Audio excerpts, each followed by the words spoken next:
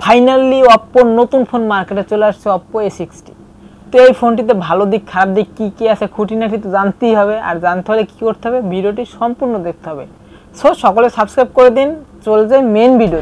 রিয়ার প্যানেলে এক ধরনের ওশিয়ান ওয়েভসের মতো দেখতে ডিজাইন দেওয়ার কারণে ফোনটির লুকটা অনেকটাই ভালো লাগছে এবং সানলাইটে নিয়ে গেলে আরও ভালো লাগছে। এই ফোনটি কিন্তু অনেকটাই শক্ত, মানে হাত থেকে যদি পড়েও যায় তাও ডিসপ্লে ফাটা বা ভাঙার কোনো সম্ভাবনা নেই।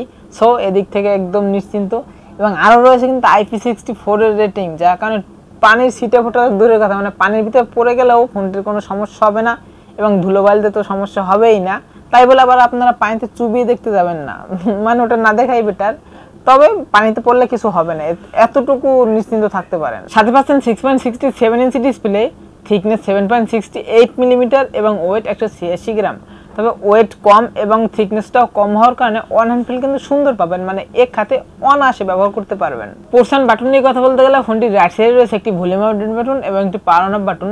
তবে এই পাওয়ার অন অফ বাটনটি কিন্তু side mounted physical fingerprint sensor হিসেবে কাজ করবে, যেটা খুবই ফাস্ট অ্যান্ড অ্যাকুরেট, মানে টাচ করার সাথে সাথেই কিন্তু আনলক হয়ে যাচ্ছিল। এবং উপর দিকে কিছুই নেই এবং রাইট সাইডে রয়েছে একটি সিম ট্রে, যাতে আপনারা দুটি সিমের পাশাপাশি একটি মেমোরি কার্ড ইউজ করতে পারবেন।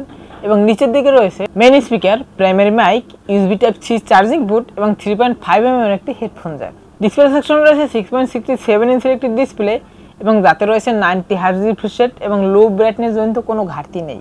মানে এই ফোনটি যদি ডিরেক্ট সানলাইটেও নিয়ে যান তাও লো ব্রাইটনেস জনিত কোনো ঘাটতি দেখা মিলবে না। সো এদিক থেকে ডিসপ্লেটি ভালোই পাচ্ছেন।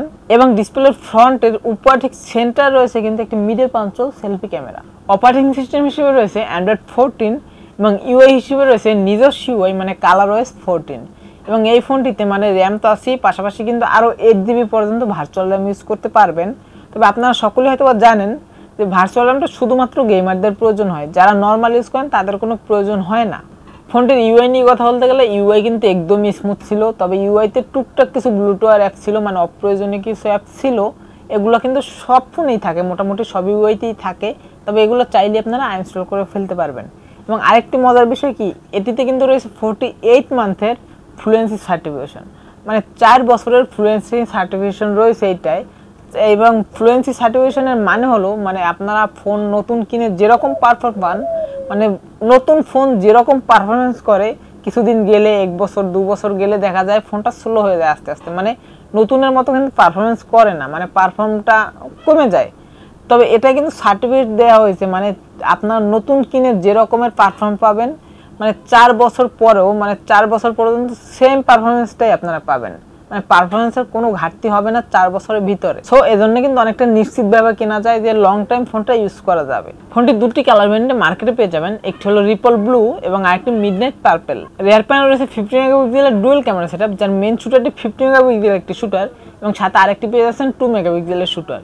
এবং এই ফোনটি দিয়ে মানে ফটোশ্যুট করলে কালার ডিটেলসের আমি একটু ঘাটতি পাইছি, মানে একটু ঘাটতি মনে হয়েছে এবং শার্পনেস জনিত একটু ঘাটতি মনে হয়েছে, যেহেতু দামটা কম। ভাই এই বাজেট ঠিকঠাক আছে। এবং এই ফোনটির মেন ক্যামেরা, মানে রিয়ার ক্যামেরা দিয়ে সর্বোচ্চ ভিডিও রেকর্ড করতে পারবেন 1080p 30fps এবং ফ্রন্টে রয়েছে 8 মেগাপিক্সেল একটি সেলফি ক্যামেরা। তবে আমার মনে হয় বাজেট হিসেবে ফোনের ক্যামেরা সেকশনটা ঠিকঠাকই আছে এবং এই ফোনটিতে কিন্তু কোনো প্রকার কোনো ওয়াইস সাপোর্ট নেই। ব্যাটারি সেকশন রয়েছে 5000 mAh একটি বড় ব্যাটারি, যেটাকে চার্জ করার জন্য রয়েছে 45 ওয়াটের একটি ফাস্ট চার্জার। এবং এই ফাস্ট চার্জারটি দিয়ে মানে এই ফোনটিকে 30 মিনিটে 50% চার্জ করা যাচ্ছিল এবং ফুল চার্জ করে যদি নর্মাল ইউজ করেন তাহলে 2 দিনের মতো ব্যাকআপ অনায়াসে পেয়ে যাবেন। এবং যদি হেভি ইউজ করেন, মানে একটানা গেম প্লে করেন অথবা একটানা মুভি দেখেন, সেক্ষেত্রে 6.5 থেকে 7 ঘন্টার মতো ব্যাকআপ পেয়ে যাবেন। প্রসেসর হিসেবে রয়েছে স্ন্যাপড্রাগনের 680 প্রসেসর, এটি একটি অক্টাকোর প্রসেসর এবং এই প্রসেসরটি কিন্তু 6 ন্যানোমিটার আর্কিটেকচারে বিল্ড করা। জিপিইউ হিসেবে রয়েছে Adreno 610 এবং গেমিং নিয়ে কথা বলতে গেলে এই ফোনটি দিয়ে মানে লোড সেটিংসে মোটামুটি ভালোই গেম প্লে করতে পারবেন। হাই সেটিংসে যদি গেম প্লে করতে যান সেক্ষেত্রে ল্যাগিংয়ের দেখা মিলতে পারে, তবে লো সেটিংসে গেম প্লে করাই ভালো, যেহেতু প্রাইসটা কম, বুঝে নিত। ফোনটি দুটি ভ্যারিয়েন্টে মার্কেটে পেয়ে যাবেন, একটি হলো 8GB র্যামের সাথে 128GB স্টোরেজ এবং আরেকটি ভ্যারিয়েন্ট হলো 8GB র্যামের সাথে 256GB স্টোরেজ। এবং 128GB ভ্যারিয়েন্টের দাম রাখা হয়েছে 22,990 টাকা এবং 256GB ভ্যারিয়েন্টের দাম রাখা হয়েছে 24,990 টাকা। এবং দুটি ভ্যারিয়েন্টের কিন্তু র্যাম টাইপ হিসেবে রয়েছে LPDDR4X এবং স্টোরেজ টাইপ হিসেবে রয়েছে UFS 2.2। ফোনটির ভালো দিক এবং খারাপ দিক নিয়ে কথা বলতে গেলে মানে দাম যেহেতু কম, খারাপ দিক কমই, মানে নাই বললেই চলে। তারপরেও মানে ক্যামেরাতে যদি ওয়াইস সাপোর্টটা দিত তাহলে ভালোই হতো, মানে অনেকটাই ভালো হতো। এবং যদি ভালো দিক নিয়ে কথা বলতে চাই, ভালো দিক অনেকগুলোই আছে, যেমন ফোনটি অনেক শক্ত, মানে হাত থেকে পড়ে গেলেও কোনো সমস্যা হওয়ার কোনো ভয় নেই, এবং ফোনটি যদি পানির ভিতরেও পড়ে যায় তাও কোনো সমস্যা হওয়ার ভয় নেই।